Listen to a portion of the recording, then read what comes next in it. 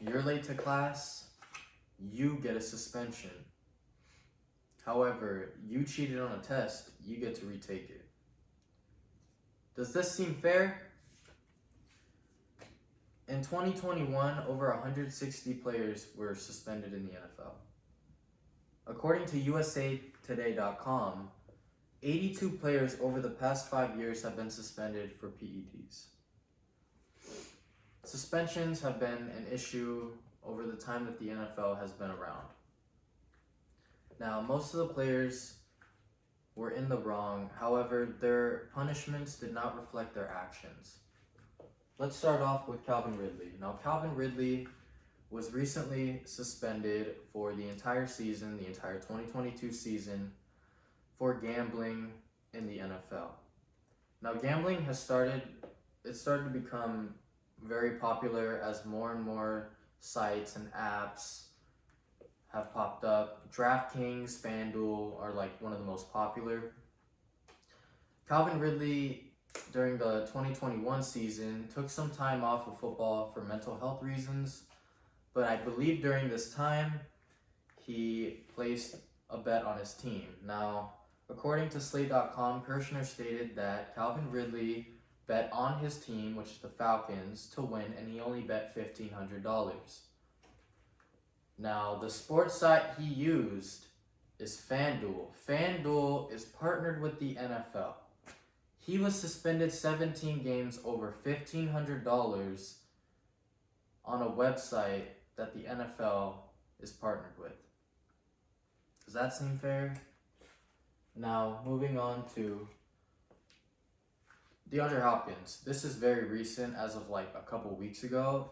He was suspended for 6 games for violating the substance abuse policy. He took PEDs, which steroids. He received 6 games. Now, by their logic, PEDs and steroids aren't as large of an offense as gambling. He got less than half of what Ridley got. That's not fair. Now, Ray Rice. Ray Rice, controversial NFL player.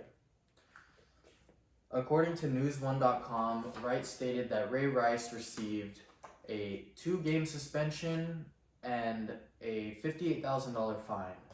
$58,000 is pocket change for the NFL players. It's not a lot of money for them. But what happened was one night he assaulted his fiance in an elevator, and this like blew up. It went not worldwide, but it went like around the nation.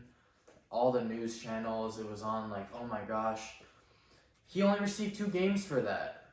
2-game suspension for assault doesn't line up. And then we move on to Kareem Hunt. Now, Kareem Hunt was released by his team, and he was given a 8-game suspension for a similar assault in a hotel.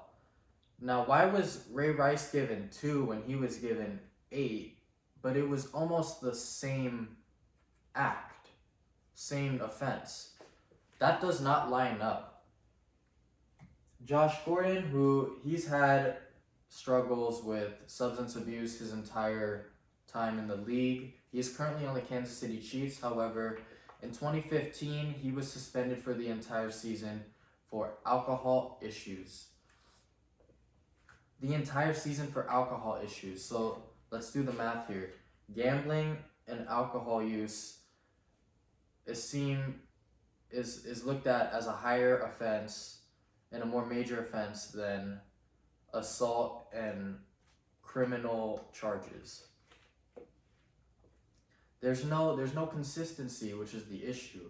There needs to be structure when it comes to suspending these players, and they need a format to fall back on. Let's say, for example, like domestic violence is an automatic 8-game suspension. Gambling should be 4 to 5. And that's the set of rules. Let's move on to Deflategate. Now, Deflategate is very controversial. In 2014, the New England Patriots played the Indianapolis Colts in the AFC Championship. Now, they blew them out. I believe it was like 45-7. But it came out that the footballs they were using were deflated. And if many of you guys may know this, but in very cold weather, it is harder to catch an inflated football. So when you deflate the football, it's a lot easier for the receivers to catch. This blew up. The quarterback, Tom Brady, only received a 4-game suspension for the next season for cheating. He literally this is almost like rigging the game. I mean, you can say that they were gonna win regardless, but they tampered with the rules. So he was given 4 games, and there's no structure. So I believe that the NFL, should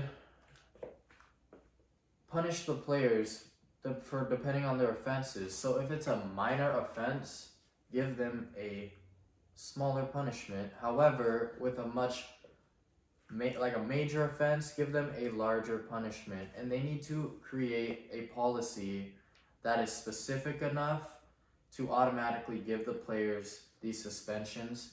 Now, my plan to action is, it's not just spread awareness, it's more of write to the NFL and contact them on this issue in hopes of them actually updating the policy.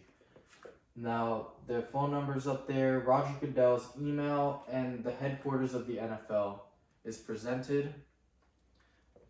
If more and more people bring light to this situation, there's a chance that there will be change, and this will benefit the players as well. My name is Granny Gasani, and thank you.